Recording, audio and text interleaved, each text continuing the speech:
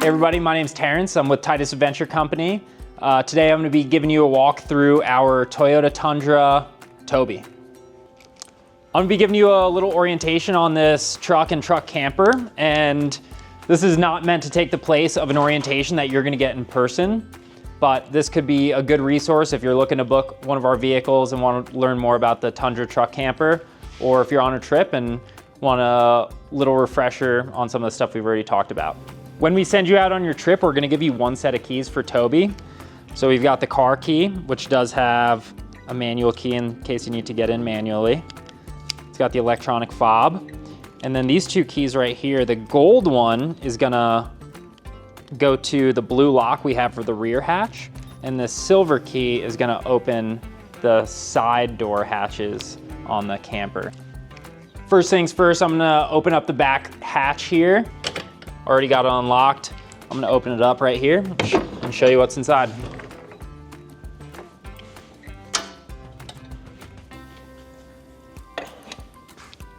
So just to get a little more light in here, I'm gonna open up the side hatches.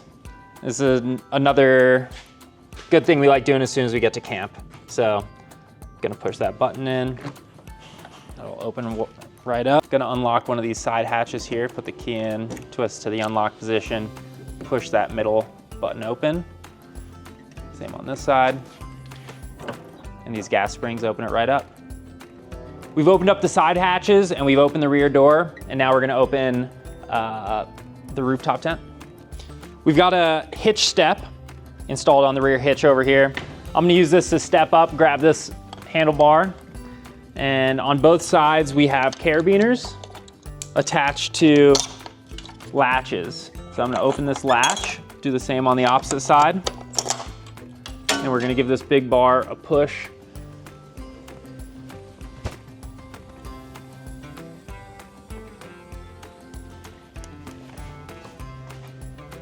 The Alu-Cab has gas springs on both sides, which help open this with a little bit of ease. Looking in from the rear, doesn't appear that much has changed since we've opened the camper part of the Overcab camper. But if you're looking at the roof from outside, you can push these two floor segments up, which are both also on gas springs. So just pushing that closer segment up, we've revealed the bed.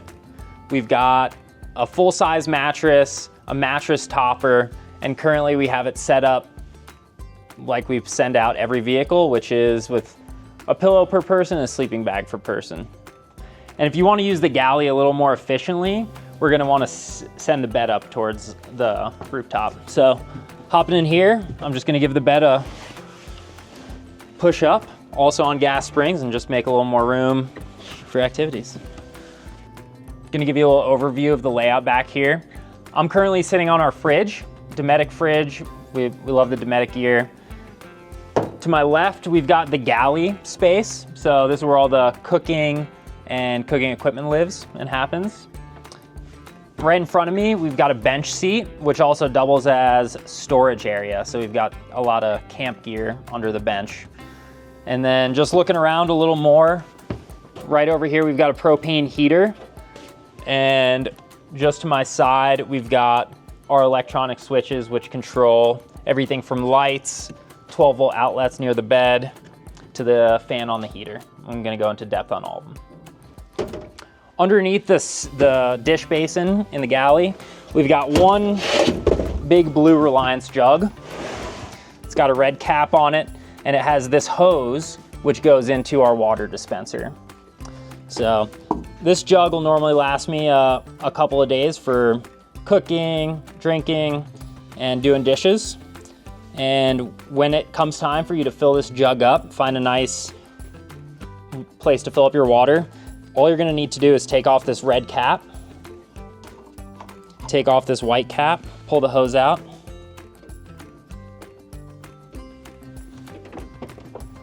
take the red cap off, and you'll be able to fill this up like a normal water jug, either at a water spigot at a campground or at a water dispenser in town. And to get it back in underneath the galley, I'm gonna put the red cap back on, make sure that's nice and snug. Gonna thread the water hose back into the white side. And being careful of the water hose. Just gonna push that right back in there. This is our water dispenser. It's hooked up to the water jug underneath the sink. Just has a power button on the left and a 600 milliliter dispenser button on the right. Push on for water, push off to stop the water. The water drains just right into this dish basin and dump that out wherever you think is appropriate. On the right side of the galley, we've got a sliding drawer and a cabinet. Both open up. I'll show you what's inside for a standard departure.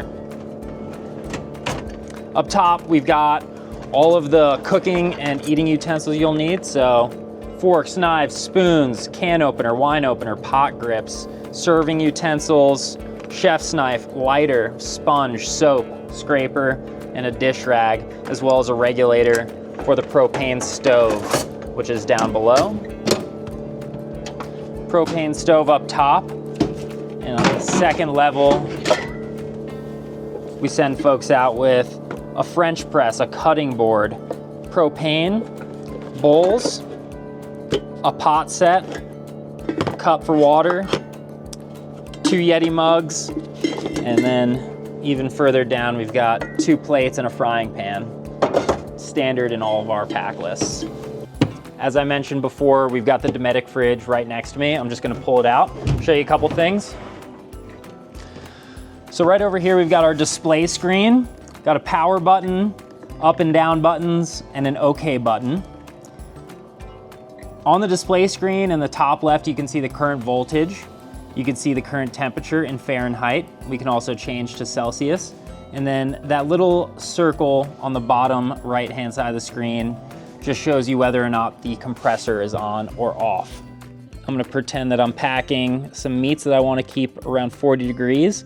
I'm gonna click set temperature, click OK. Toggle to the temperature I want to set it to. 40 degrees is what I want. I'm gonna click OK. Open the fridge. There's a little lever just in the middle on this side. Opens straight up, and we've got space for at least a couple days of cold food. Across from the galley, we've got a bench / storage area where we keep a lot of our camp goods. It's got a mat sitting right up top, which is just attached by Velcro. So I'm gonna pull that off and prop the bench open. In here, we've got 2 camp chairs. We'll send a camp chair with every person who's going on the trip, and a camp table, which packs away nice and neat. In this little box over here, got a couple of our earthly tools, a ground mat, 4 leveling blocks, a camp shovel, dustpan and broom, and we have a folding saw. Standard with every trip. Just beside the bench and right underneath the heater, we've got 2 other things, one of which is a step stool. We know sometimes it's hard for people to get either into this camper or up to the higher bed. So you've got a little step stool folded away here, as well as a garbage can with extra bags for your trip. In Toby, we've got 2 different batteries. We've got a battery under the hood, which powers the car, and we've got a battery under the bench back here, which powers anything in the house. So this is a Goal Zero power bank. This is what we're gonna call the house battery, and this is powering all of the accessory electronics in the camper, like the fridge, like the fan on the heater, and like the 12-volt outlets all around the camper. This is super nice because it'll be charging while you drive, and you can also plug some bigger electronics into this thing, like a laptop or some extra camera batteries. So I'm on the driver's side of the Tundra now, camper, and I'm gonna show you a little bit about the electronic system we have back here, right above the fridge. Up top, we've got a control panel with a couple of on-off switches. The first one on the left is a light switch, and that is controlling one light directly above my head, a light on the 2 side wings, 1 light switch in the center of the camper shell, and 1 right above the bed. Just next to it, we've got 12-volt DC outlets. Those are going to power a couple of USB ports and 12-volt cigarette outlets on either side of the bed. And the 3rd switch is going to control our propane heater, and specifically the vent fan for that. These other 2 switches don't currently have anything going to them, so I won't give you any details on that. Quick note on electronics in this vehicle. We've got 2 batteries under the hood. One powers the car, one powers all the accessory electronics back here on the house side of things. The house battery charges while you drive, and it also charges off solar. So the house battery is charging things like the Dometic fridge back here, it's powering the lights, and it's also powering the 12-volt outlets around the camper. So we've got the switch for the lights on. One really cool thing about all of the lights we have in this rig are that they're touch activated. So we have a dim, bright, super bright settings. One other cool feature about this is if you hold the touch button down while the lights are on, you'll be able to toggle on the red light setting. What's really nice about this heater is it's gonna extend the camping season for you. So if you're someone who gets uncomfortable in the cold a lot, this is gonna be the kind of heater that makes being outdoors into the colder seasons much more bearable for you. If you're running this heater on full strength overnight, we anticipate that you get at least a handful of days out of it, 3 or 4 days. I'm taking it on a trip myself this upcoming week, and we plan to use one 10-pound tank for 4 nights of camping. I'm gonna show you how to work the propane heater now. First thing is you're gonna wanna open up this vent. So unscrewing that knob, opening this all the way. Great, step 1 done. Now we're kind of gonna prime this. So I'm gonna hold this knob in as I turn it to the side. This is gonna get some propane coming out. While I'm doing that, I'm gonna hit our lighter in here. Get that flame lit. And I'm holding this knob in just to keep propane going. I'm gonna let that go for a couple seconds. Now that I let it go, the fire's going on its own. And now you can adjust the dial by pushing it in a bit to get a high flame or a low flame. Once we have that going, if you want to circulate a little bit of heat, we've got an on-off switch for the fan. Turning that on, that's going to be blowing some air throughout the cabin. Once we have the flame going, I'm just going to go ahead and close this. Make sure that's nice and tight. And now you can control the flame and the fan speed without having to light anything back up. One note of caution on this is if you have a sleeping bag that's hanging over the foot of the bed up top, just be careful that it doesn't hit the fan itself or the propane heater itself, because we have had sleeping bags melt and there's a fire hazard. When you're done using the propane heater, just make sure that the propane setting is in the off position, both here and that you've closed the valve on the propane can itself. Really nice thing about this propane heater is it exhausts out of the back. So this is the smokestack that the exhaust comes out of. You don't have to worry about it coming into the sleeping area. Now I'm gonna show you the sleeping space in Toby. Standing up in this back space here, I've got 2 windows, one on the passenger side of the vehicle, one on the driver's side of the vehicle, and then we have a third on the rear side of the vehicle. All of them have screens, and they also have what I'm gonna call blackout shades, which allow you to achieve darkness back here. We also have 2 bed platforms. So this platform over here, over the front of the vehicle, if you pull it down, just make sure you're not snagging any of the window covers as you bring it down. I'm sitting on top of the bed platform right now, full-size bed, and we've got this set up pretty standard once again, with 2 sleeping bags, 2 pillows, and a fitted sheet on top of a full-size mattress. Looking towards the front of the vehicle, or the foot of the bed, we've got 6 pouches for you to keep some of your sleeping gear in. And we've also got that same light switch up here. On either side of the bed, we also have these zipper pockets, which if you open, reveal 2 cigarette outlets and 2 USB-A ports for you to charge your phone overnight. And just be sure that you have the 12-volt DC outlet switch toggled to the on position down below. If you want a little more room up here while you're sleeping, you probably want to have this in the down position. And if you want a little more ventilation from the heater, getting some heat up here, keep the platform up. We've got a ton of hidden features on this vehicle, and this has got to be one of my favorites. Actually, both of my favorites revolve around different table settings, but this back here is a little drop down prep space. So we've got 2 little toggles on either side. Those pop down. This will stay at a 90-degree angle. And then hidden beneath it, we have a slide out cutting board, which could be used in this position, or you can completely take it out to wash it or to use to serve as a little charcuterie board. Just slide that right back in, make sure it's nice and centered, and flip it up and it'll stay in place on its own. I'm gonna show you how to open this 270-degree Alu-Cab awning. Got a orange string attached to one of the zippers. This is a zipper we're gonna use to open the awning. Opening the zipper all the way. You're gonna wanna get the bag completely out of the way. Once we've got the bag up and over the awning itself, we're gonna loosen these black straps. Just a little hook right there. So take those off and toss them out of the way as well. We got a second one over here.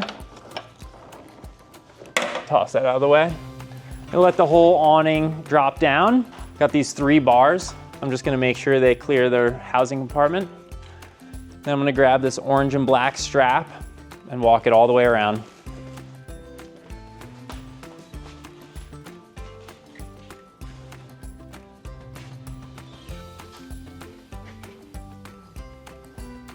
There's a metal bit at the end of this strap here, and that's just gonna slide right in next to the chimney. And then we can tension this, make the awning a little tighter. If it's gonna rain and you wanna get a little drip going, you could set that extension piece up. And now you've got a good angle for drip. One other super nice thing about this awning, it's out of the way enough where you can still open the wings of the cab. And I like calling this one food truck mode, because now you can serve food right out of the galley. Probably my favorite part of the Apocalypse Mobile Toby is this rooftop table, which is hidden and nice and streamlined. Got a little cotter pin right here. Pull that out, open that latch, grab this handle, slide the table out, and then give this a nice smash out. Now it's officially food truck mode. Putting the table away, super easy. This is a light table. I'm gonna pull this down and have it rest on my foot. And I'm gonna close these legs at the same time. Make sure they're nice and flush. The legs are gonna be facing towards the sky, and this strap is gonna be facing away from the vehicle. I'm gonna put it over my head. Slide it in, make sure nothing's stuck there. Close the latch, and the pin goes in. I'm gonna put the wings away.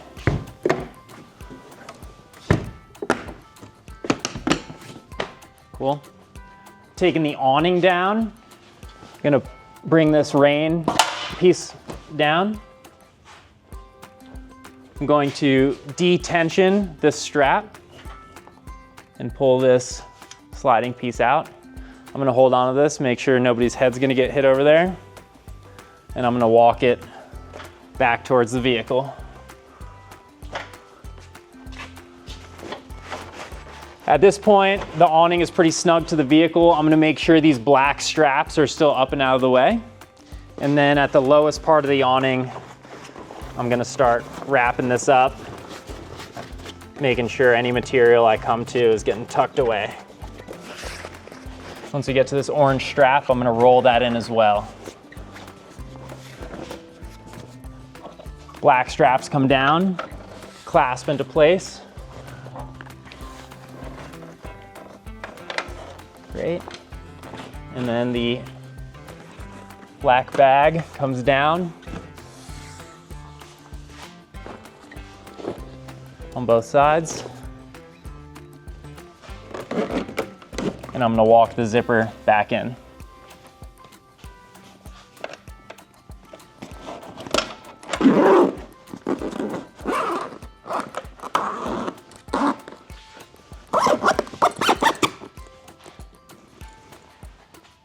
Nice. Now it's morning and we wanna take down our tent and move on to our next location. I'm gonna show you the best process for taking down the sleeping area. We already have the main bed platform in the down position. We just wanna make sure before we take the rooftop tent down that the second and smaller platform is also brought down. Another good practice to keep in mind is we have the screens set up on all of the sides, but we do not have the blackout curtains set up. And what that does is, as we pull the rooftop tent down, it allows a little air to escape on the sides, making it easier so you're not closing a balloon up there. I'm gonna step up on that hitch step. I'm gonna grab this orange and black strap, and I'm actually gonna put a whole lot of body weight into this too. So I'm gonna lean back, pull down quite a bit. I'm gonna wait until this gets a majority of the way down. And right there, it's staying on its own. I'm gonna hop up, tuck this strap in, and holding onto this bar in the back, in the center, I'm just gonna reach my hands around to the sides and make sure that all of the tent material is pulled in towards the vehicle. And this should come down nice and easily.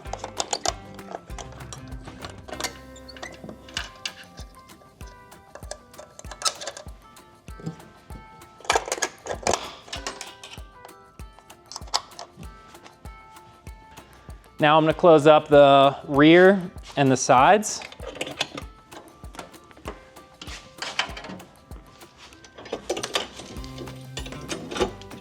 So I've kept the lock with the keys. Those are handy. I'm gonna push the rear door closed, and I'm gonna pull this latch into the position it wants to live in, and go ahead and lock it. Coming around to the sides, I'm gonna close each of these wings, snap them into place. Same on this side, and we can lock that if we're going somewhere for a long period of time away from the vehicle. We've pretty much talked about everything inside the Alu-Cab Overcab camper. Now we're gonna talk about some stuff in the cab itself. Opening the rear doors up, we've got tons of space back here. So comfortably fits 5 people.